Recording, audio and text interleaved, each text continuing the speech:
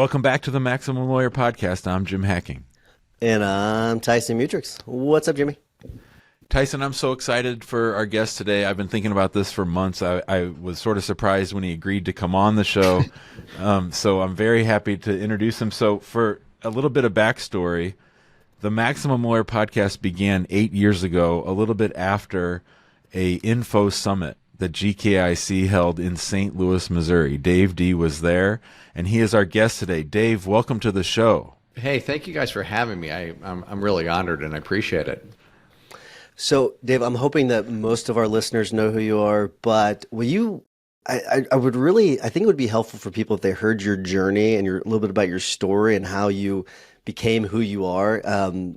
Like your presentation at GKIC was my favorite, and I'll ask you some questions about that in a little bit. But it was kind of really cool. But yeah, will you talk about your journey and your story? Sure. Since we don't have a lot of time, I won't tell the entire story. We'll just start when I was 8 years old, and then we'll move up from there, going every year from there forward. No, but actually, my journey did start when I was 8 years old because, like a lot of boys and some girls, but mostly boys at that time, my grandmother gave me a little magic set. And I fell in love with magic. And I knew when I was about 8, 9, 10 that I wanted to grow up and be a professional magician. And my parents thought that was kind of cute when I was 8. But when I was 18, they didn't think it was so cute anymore, right? And so I got a lot of, that's not practical. You need to get a real job. You need to work for a company, get the gold watch, all that kind of stuff. But I had this passion, real passion, burning passion to be an entertainer. I took a very traditional route. I went to UMass Amherst, graduated with a degree in communication, got a job in radio advertising sales. It's funny because I teach sales training now, and a lot to lawyers, both one-to-one and one-to-many, which we can talk about. And I was probably the worst radio advertising salesperson on the planet. I mean, it was bad. My training consisted of the sales manager literally slapping me on the back and saying, "Go out there and get him, killer." I mean, really, that was it. And I was never really into it because I still had this passion. And so I eventually moved out of my hometown from Springfield, Mass. to Atlanta and took a job as a demonstrator at a executive magic store. So these were not like the typical magic stores you're thinking of. These were in luxury hotels. And basically what my job was to sell overpriced magic tricks to unsuspecting conventionaires.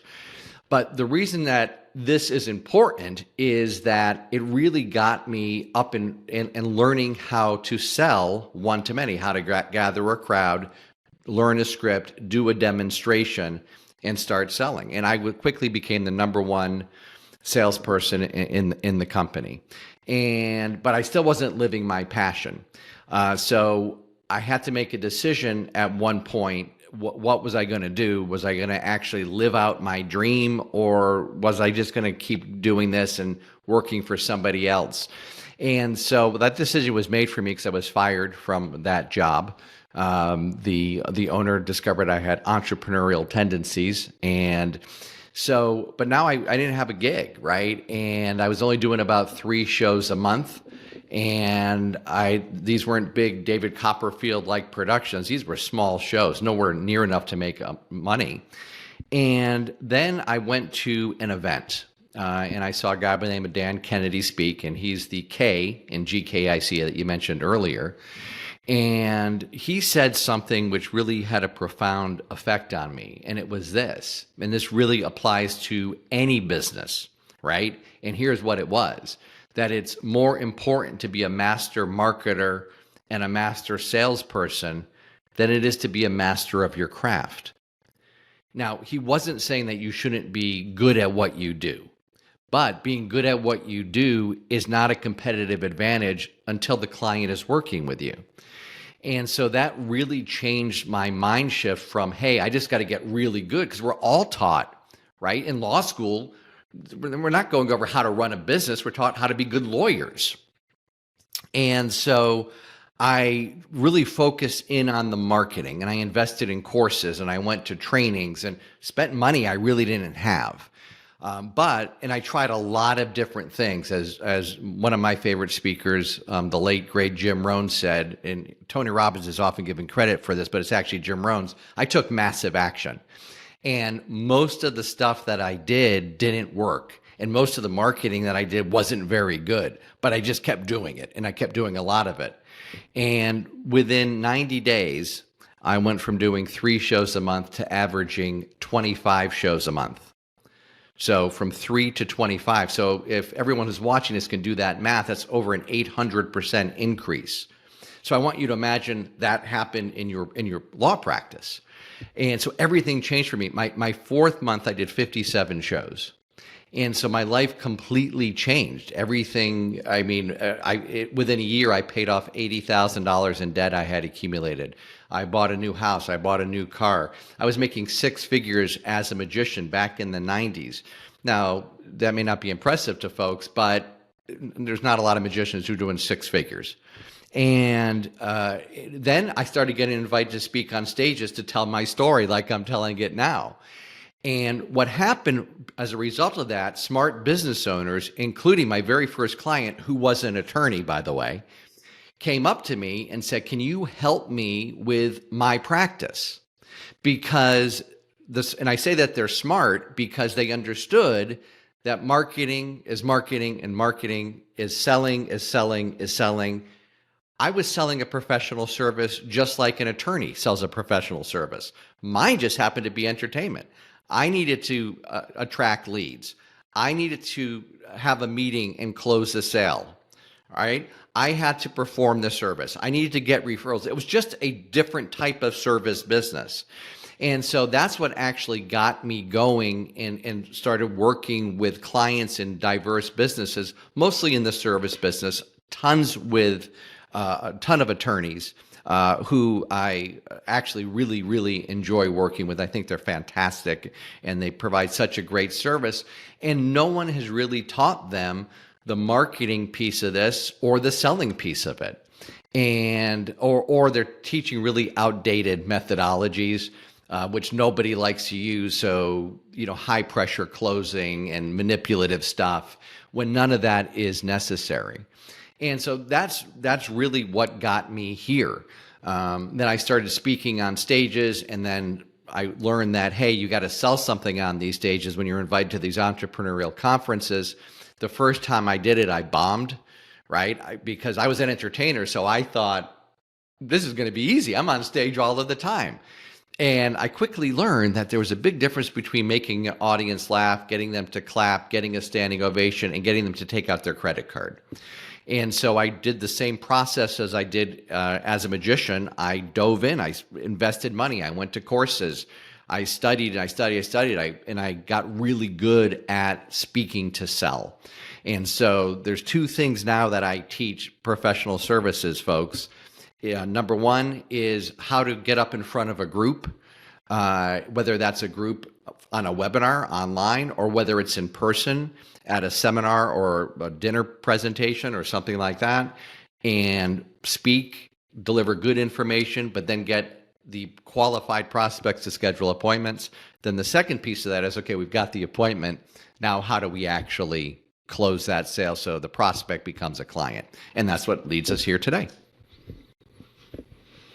I feel really lucky to have heard even more detail of your story. For those of you who have the opportunity, Dave, it's a very dramatic story when Dave went to that first event with Dan Kennedy, because he basically had no money to even go to the event. So it's remarkable that a lesson for all of us is the need to invest in yourself and to keep, improving and learning. And so that was great. So I appreciate that, Dave. So my question for you is, you have worked with a lot of lawyers. Talk to us about traditional lawyer advertising and what most lawyers are getting wrong in their marketing. Well, it's not just lawyers, by the way, but since this is a podcast for lawyers, it's really anyone who sells a professional service. And the biggest problem is that they look and their marketing is the same as everyone else's marketing.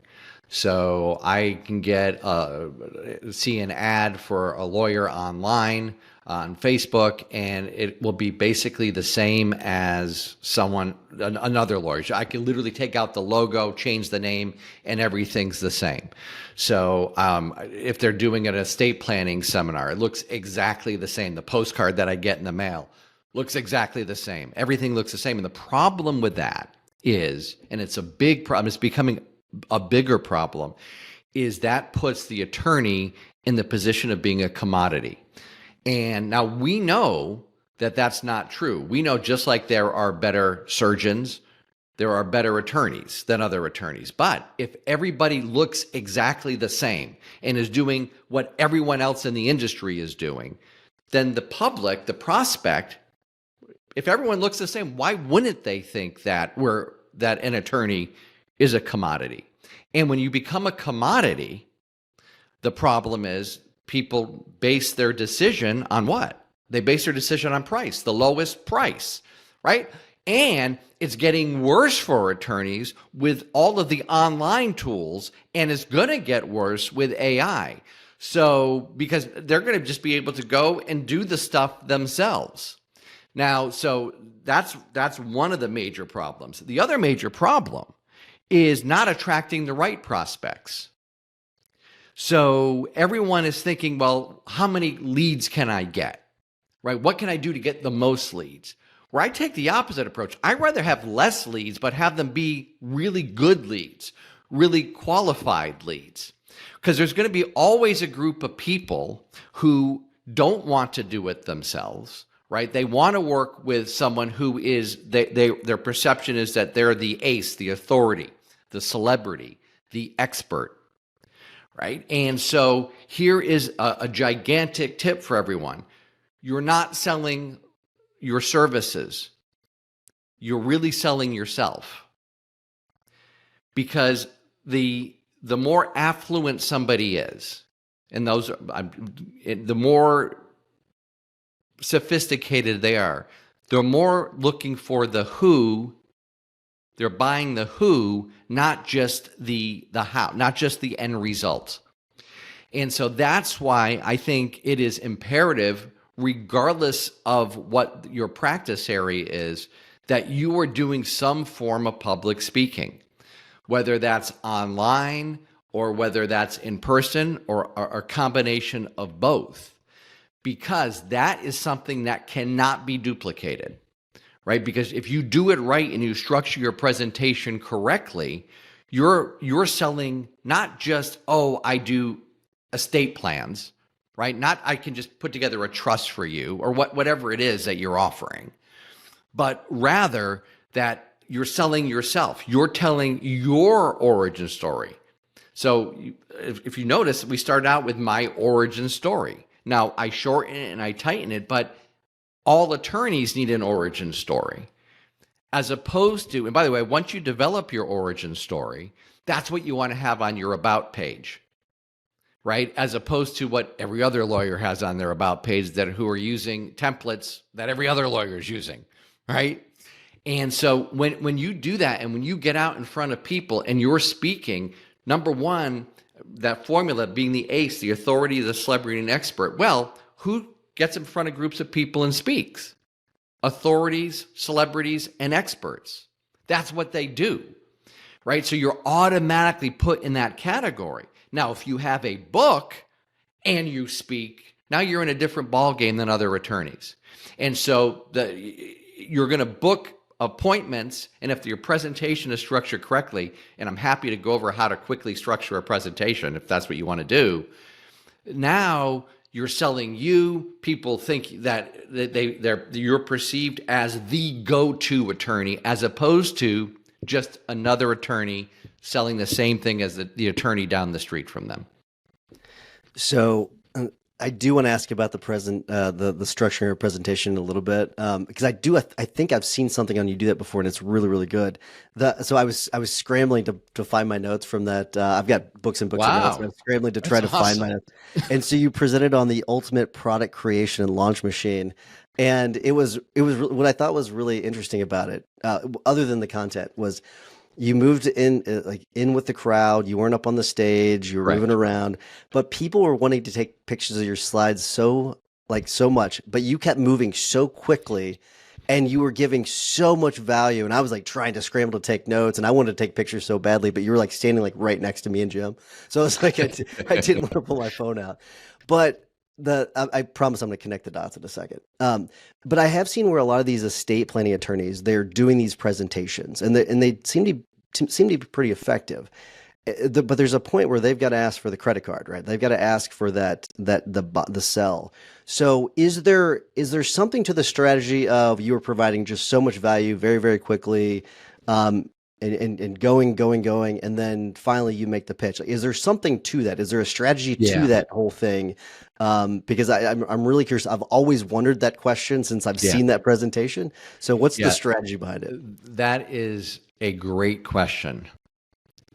And this is going to be eye-opening for you because you were there.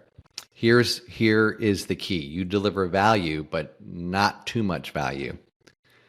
And I actually didn't deliver that much value in the presentation.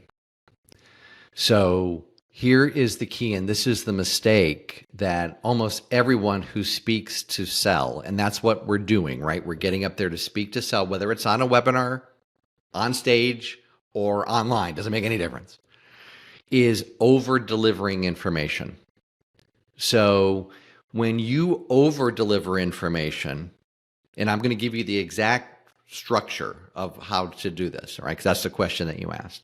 And then maybe we can do another part where we can really dive more into it. But when you deliver too much information, you think that you're giving value to your audience.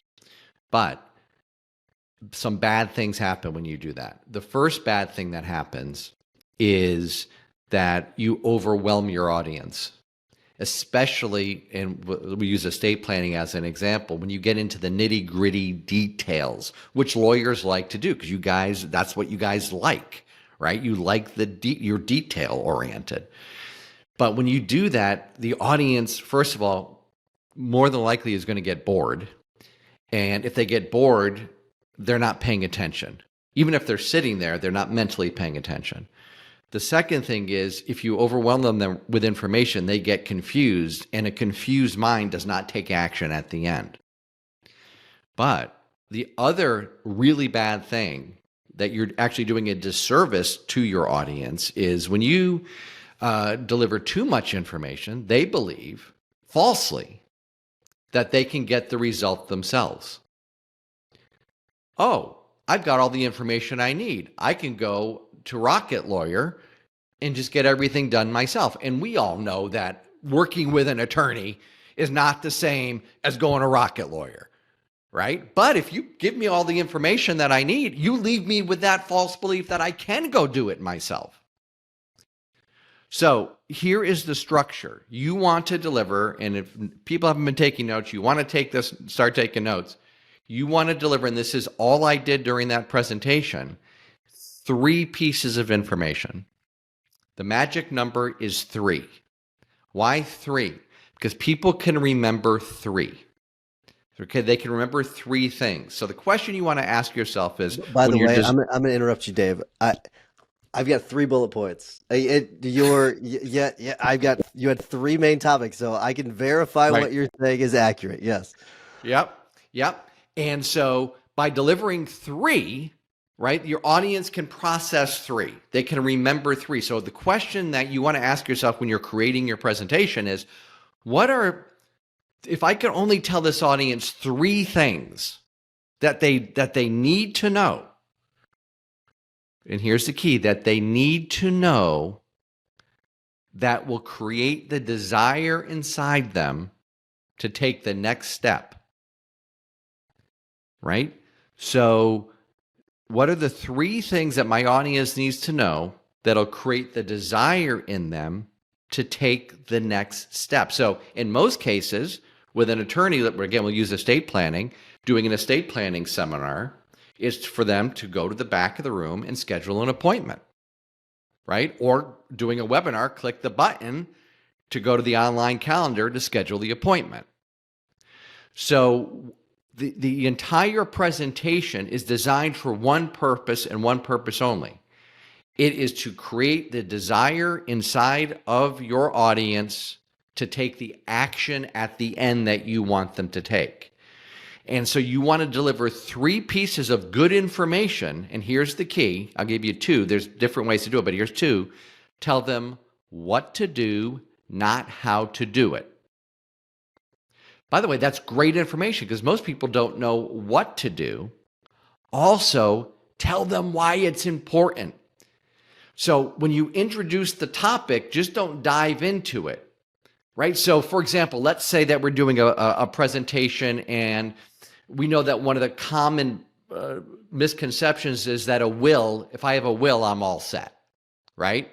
And so you want to talk about why a will is not enough, right? That's not an estate plan, right? A will is just a tiny piece of it. But you need to explain to the audience, you need to sell them on what you're about to tell them is why it's so important. Okay? So you start off by introducing your topic, one of the 3 topics. You then sell them on why this is so important. Okay? And then you either tell them what to do, not how to do it, or you give them useful but incomplete information. Useful but incomplete. So I'm just making this up. So there are 7 parts to a proper estate plan. Now, we don't have time to go over all 7 today, but let me go over 3. Right? Well, what do I want to know? I want to know what the other 4 are. And so I'm giving useful but incomplete information. I'm telling them what to do, not how to do it. I'm selling them on why this is so important. So, for example, if I was to, let's say I was selling an estate plan, right? And I'm going to give you one other big tip in a second because this is a really important one. Let's say I'm talking about estate plans. Well, and I want to sell them on why it's important. Well, one of the easiest ways for me to do that is to go to all the celebrities that did not have an estate plan. Right? And talk about those stories. Hey, here's what happened when, I can't remember off the top of my head. In fact, I just helped somebody create a presentation, so I should. Aretha Franklin. Aretha Franklin, exactly. Look at what happened. Didn't have an estate plan. And then you talk about, then you can go into what probate is and so on and so forth, right? So that is a key. But here is the most important or an important piece of this. It's remember what you're selling. Your presentation is not designed to sell them on putting together an estate plan. Your presentation is designed to get them to schedule an appointment. So what a lot of attorneys do is they talk about, well, after you work with me, right, all of the great stuff is going to happen. Well, I'm not there yet, right? I just want to know that I should be talking to you, whether you charge for the consultation or whether you do it for free. That's the thing that you're selling. So your presentation, yes, you do need to future pace how things will be, and future pacing is in 2 ways. One is how the negative aspect of what will happen if you don't take care of this, the positive aspect, so pain and pleasure, right? We know those are motivating forces. So yeah, we do need to do that, but the actual presentation is designed to get the audience, again, to create that internal desire, that internal pressure that says, I need to do this now. I need to meet with Jim now.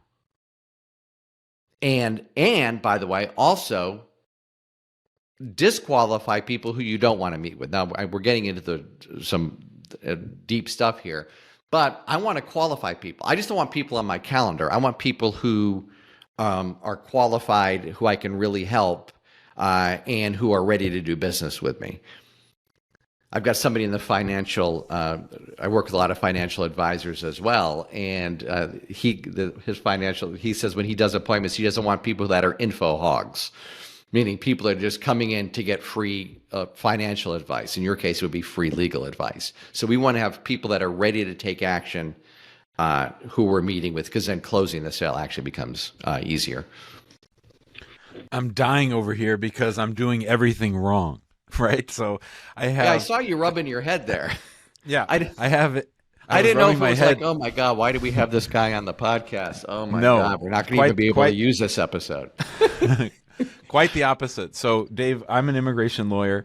I have a Yep. YouTube call-in show 3 or 4 days a week for an hour where people can call and ask me any question that they want for free. And it attracts probably some people that definitely we get cases out of it. It's our best converting thing, but it's a total soft sell. It's just a call-in show.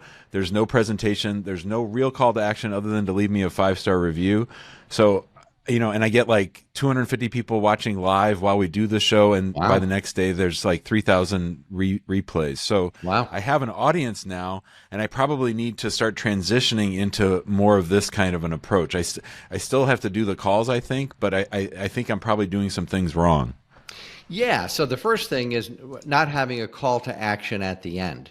So you don't have to make it. So my whole structure, and so there's two pieces of doing a presentation, right? One is the actual presentation, and the actual is how you deliver the presentation. So I'm not one of these guys, and we've all seen these guys who, they come out on the stage and, hey, who wants to make more money? That guy, and then he's standing on the chair in the back of the room and all of that. Right. Well, we want to maintain especially as an attorney, you want to maintain your professionalism. So you do a hard close, or you don't need to do a hard close. If you do everything right, as I kept mentioning, you've created the desire in the audience to want to do this. Now, you do need to make an offer, right? And that's a whole other conversation. What is an offer? But an offer, by the way, is not just a consultation. That's a piece of an offer. But you don't have to do high pressure stuff, and nor should you, because you don't want to come across as a snake oil salesman. You want to come across as a high powered attorney who cares, right? A great attorney who cares. And if I believe that you're a great attorney and that you care about me, and you've just done something where I need your help, who am I going to call? I'm going to call you. And so, yeah, one of the things I would do, Jim, is I would absolutely have a standard call to action at the end, whether that is to call and set an appointment, or whether it is to go fill out a form, whether it's to download my report. The seven biggest misconceptions about immigration, becoming a citizen, the 7 biggest misconceptions about becoming a citizen. Okay, that'd be a great report for you to offer. Then so this is how I would do it if I were you. All right. I would probably have that call to action at the end, as opposed to, hey, if you've got a problem, schedule time with me. I would offer something else for free, but where you're collecting their contact information. Because imagine if out of that 3,000, even 10% of those requested the information. Well, now you've got 300 people on your mailing list, on your email list. And then to those people, what I would do is then I would do at least once a month a live webinar where the entire presentation was designed to get them to book an appointment. And if you did that, you would probably double your results. All right. So Dave, I'm just going to take a quick time out. I know we're at time. Can we go a little bit longer? Is that Sure, okay? Absolutely. I actually didn't know how long this was, so I blocked off an hour, and I don't know if we want to go that long, but yeah, I'm happy to go as long as you want. Jim, are you good on time? I can move what I have. Are you sure? Let's go till 45. Okay. So Dave, I've got a question about short form, because there's a lot of like TikTok and Instagram, and that's what I've been focusing quite a bit on is short form. So you don't have a lot of time. Like a lot of the stuff we've got to keep under 60 seconds. So how do we apply that to the short form videos? Yeah, so it's tougher in the short form videos. And so again, it really goes back to give them useful but incomplete, right? And tell them what to do, not how to do it. The other thing, an easy way to do this is write down, number one, the biggest misconceptions that somebody has about whatever area of law you're practicing. Okay, so whatever the biggest misconceptions are. So, example, we do in the estate plan, we talked about the will, right? A will is enough. Well, a will is not enough, and here's why a will is not enough. And so you just come up with a whole list. So let's say you came up with 10 misconceptions. Well, then you have 10 different videos. The other way to do this is to reframe objections that your prospects would have as to why not to work with you as questions. So I often get this question, right? And then so you just reframe, it's really an objection. So, and if you listed all of the objections that you get on a regular basis, right, then you can do that as well. But with the shorter form videos, those are really designed to keep you in front of people. And hopefully that there is somewhere that if they looked you up, so just like the advice I gave to Jim, if they looked you up, there'd be something that they could request so you get their contact information. And so that happens a lot. So I'll do short videos on clips on Facebook, and people will just, after seeing them for a while, they'll, what's this Dave Dee guy, davedee.com. Then go to davedee.com. Then if you go there, you'll see that there's something for you to request information. You're opting in for a little video, right? And so that's how you would do that. But it's tough in 60 seconds to, follow the entire presentation structure. But that thing about the myths is a really good one. Because it also gives people the feeling of aha, and it sets you up. They get that emotional feeling of like, oh, I just learned something. And that cool feeling of, wow, I just learned something that new that I didn't know. It's a really good feeling. And they attribute that to you. So that's a really nice strategy. Dave, one of your superpowers, I think, is telling stories and stories with a point and a cliffhanger. And yeah, we sort of reconnected recently on Facebook because you were doing these stories about your past and your time at GKIC and before. Yeah. And every one of them was like, wait till tomorrow to hear the next thing. I mean, it was almost just like out of a soap opera or a serial from the old days. Can you talk a little bit about storytelling? Sure. Storytelling, and which was actually leads to the next big tip. In this, again, anything that we've talked about, if anyone applies it, it sounds so cliche, but it really could double your business, really, is if you should be doing at least a weekly email to your list. At least a weekly email. Now, I do a daily email. And people would say, well, I wouldn't want to get your emails every day. Well, you wouldn't if they're written in a very boring way. But if they're written like the way you're talking about, and they're in a story form, and there's a cliffhanger, and yet people do want to read those type of emails. And so, so storytelling is one of the most important things in any type of selling that you're doing. So in your one-to-many presentations, you want to weave in stories. And because ever since we were little kids, when someone said, hey, your mom and dad told us a story, hey, let's read a story. I remember lying in bed with my kids every night, reading a story to them. So we have it built into our psyche that, hey, let me tell you a story, people lean in. And so the idea is, and that's a really a big topic to talk about in just a few seconds. But the idea is, if you're telling a story, if it's a story about yourself, those are good stories, but it really needs to be related to the audience. So if you go back to my core story, that I just told a little piece of it because we didn't have a lot of time, and I'm not selling anything here, right? Now, if I was selling stuff, there'd be a lot more to it. All right. Okay, let's dissect that a little bit because this will be really cool for everybody. But so the first thing is, if you notice when I told my core story, I tied it back so it related to the attorneys. If you remember, I said they were smart business owners because they realized that marketing is marketing is marketing, selling is selling is selling, and that I was selling a professional service just like they were selling. right? I needed to generate leads. I needed to close the sale. I needed to deliver the service. Because when I tell my core story, if I don't have that piece in there, if there's an audience full of attorneys, they're like, this guy was a freaking magician.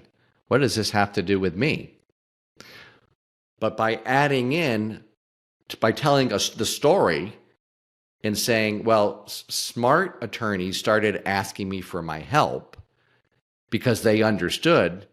Now, by the way, so notice I told that in a story. I overcame a big objection, which is, well, what can this guy teach me? He used to be a magician. But I also set it up that if you're smart, you're going to ask me for my help. Right? Now, wait a minute. This is like magic. Like you're doing a magic trick, Yep. and now you did a magic trick at the start of the show, and now we're seeing it on the back end. You're explaining us sort of the magic of what you did when you started the podcast. Yeah, that's exactly it. This is the hidden stuff. So I actually have a workshop where we go over all of this hidden stuff that you can use one-to-one or one-to-many. Because there's one thing about putting together a slide deck to do a presentation, but then you've got this stuff. The other thing that I did is, and so the point is, in telling the story, you want to answer, it's a great place to answer objections. Okay? Notice that I did not say, if you're smart, you'll work with me. That's too direct. I just told it as a story. So other smart business owners, in fact, and it was true, the first one was an attorney. She was an attorney. My very first big private client paid me $40,000. She was smart because she realized that my business was really no different than her business. And here's why. Oh, I got it. Right? So the other thing that I did, and I didn't do it because again, I'm not selling anything here, but I am. Right? I'm not asking for anyone's credit card, but I've already given out my URL. I've already said that there's free stuff that they can get. If you were, by the way, Dave, if you were selling something, Dave or Jim would go and buy it right now because he's the guy that runs at the back of the room all the time. So, now's the time. And by the way, that's what the most successful people do, and that's the truth. That's what the most successful people do. And so the astute among you notice that I just did it again. Right? But here's the other thing that I did, and I mentioned it a couple times. If I was selling something, I said, even though I didn't have the money. So when I tell my full core story, I talk about buying my very first product. And the entire story is I saw Kennedy speak. He selling this product. I knew that I needed it. I knew that it was the right thing for me. I knew that was the thing that was going to turn everything around for me. But I didn't think I could afford it. But then I remembered something Jim Rohn said. Jim Rohn said that successful people invest in themselves and their education. I knew that if I wanted to be successful, I needed to do what successful people did. So I went ahead and I bought that program, even though I didn't think I could afford it. So I tell that story at the very, very beginning of the presentation. What I've just done is plant the seed in the audience's mind. Because I know when I get to the end and I'm selling something, my stuff is high ticket stuff, that there's going to be somebody that's thinking, God, I really want this, but I can't afford it. And so what happens is I planted that seed in their brain way at the beginning of the presentation.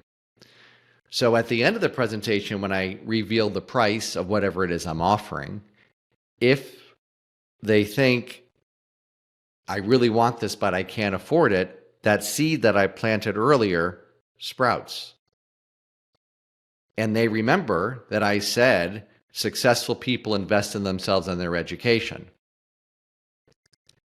And so I've planted the answer to the objection inside their mind before the objection has actually come up. Now, if they don't have that objection, it's still a good story. That seed just doesn't sprout. And by the way, I know that this works because every time I do a presentation, at least one person comes up and says, pulls me aside and says, I didn't, this is really a stretch for me. But that thing about investing in yourself, that Jim Rohn said about investing in yourself in your education, I know that that's true. Right? So had I left that out, there would have been sales left out on the table that should have been mine. And also, I wouldn't be helping that person. So a lot of people say, well, this sounds like kind of manipulative stuff. And I guess it is. But one of my favorite sayings is the difference between manipulation and persuasion is intent. What is your intent? Right? So if your intent is to sell people something that they don't need, that doesn't work, that is not going to be good for them, then you're a snake oil salesman, you're a con man, right? But if your intent is to help somebody, right, then I think you need to do everything you possibly can that is within ethical bounds. And so by doing that kind of stuff, the kind of ninja magic trick stuff that we're talking about here, that's what elevates the presentation. It allows you to help more clients and as a result make more money as well in the same amount of time and effort. That's the beautiful thing about selling, right? If I'm in front of an audience of 100 people and I'm only closing 10% of them and I use some more of these techniques and now I'm closing 20% of them, I've been up there for the same amount of time with the same number of people in the audience. I'm just getting better results. Same thing with one-to-one selling. If I'm closing 3 out of 10 and I get really good at selling and I close 6 out of 10, I've just doubled my income with zero marketing expense. That's why I'm so passionate about this whole selling piece of it. And that's why I've really put my focus into there. So that was a long answer about storytelling, but that was great. Dave, we're going to wrap things up so we can get you out of here. How do people reach out to you if they want to work with you or get a hold of you? Yeah, so the best way to do it is to go to davedee.com. So that's DAVEDEE.com. There we offer a free webinar that it's on demand, so you can just go in there and where we're going to show you exactly step by step how to put together a presentation that sells. So in detail.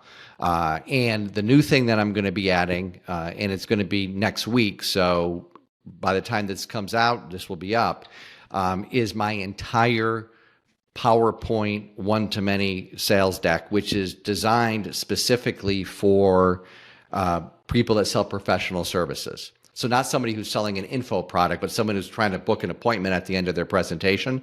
So I'm going to give everybody that template, and then the training is exactly how to go and fill out this PowerPoint template, literally step by step. So at the end, you have a one-to-many presentation that you can do either in person or online as a webinar.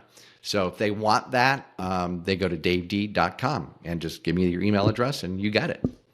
I love that. That's excellent. Awesome. Yeah. Thank you, Dave. And we're going to wrap things up. Before I do, so stick around, Dave. Before I do, I want to remind everyone to join us in the big Facebook group. There's a lot of great information being shared there daily. If you don't mind giving us a 5-star review while you're listening to the rest of this episode, you surely got some value from this episode. So if you got some value, help us spread the love by giving us a review. And if you want to have a nice little conversation with other guild members, go to maxwellguild.com. We just got back from Miami not too long ago and had a lot of fun at our quarterly mastermind. So if you want to join us at our mastermind, go to maxwellguild.com. Jimmy, what's your hack of the week? Well, since we had Dave on, I had to go back to the roots and old Dan Kennedy, and I've been rereading one of my favorites of his, which is the No BS Ruthless Management of People and Profits. I tend to be sort of the nice, softer boss, and so I always need a little kick in the pants. I pull this one back out and reread it.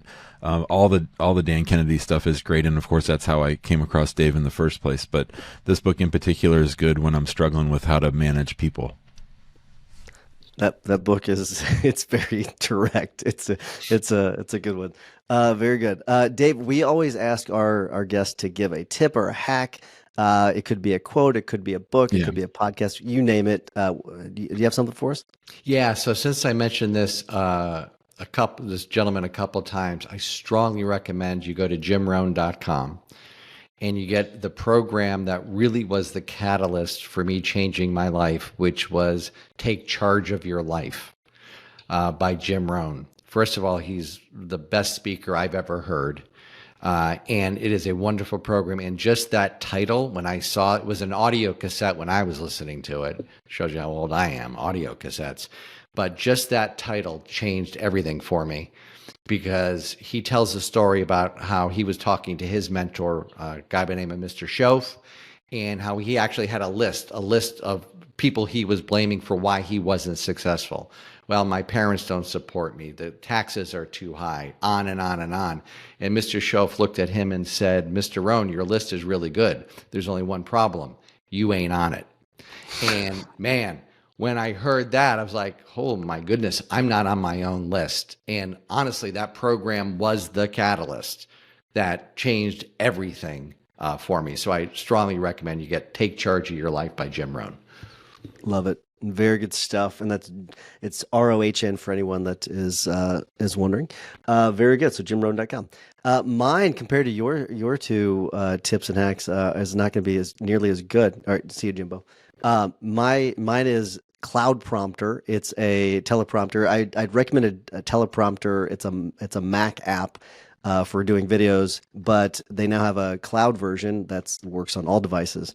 That is really good. And I was a part of the beta program, and they're going to be releasing it. I think by the time this episode's out, it'll be available as well. So I definitely recommend it. Dave, thanks so much for coming on. This has been an honor to have you on. Really is. I really appreciate it. I've been wanting to have you as a guest ever since we went to GKIC. So this is it's just a pleasure. Thank you so much. Thank you. It was my honor. It really was. I had a great time. You guys are really great interviewers too. Well, thank you. We've had a lot of practice. I can tell. Cool. I can tell.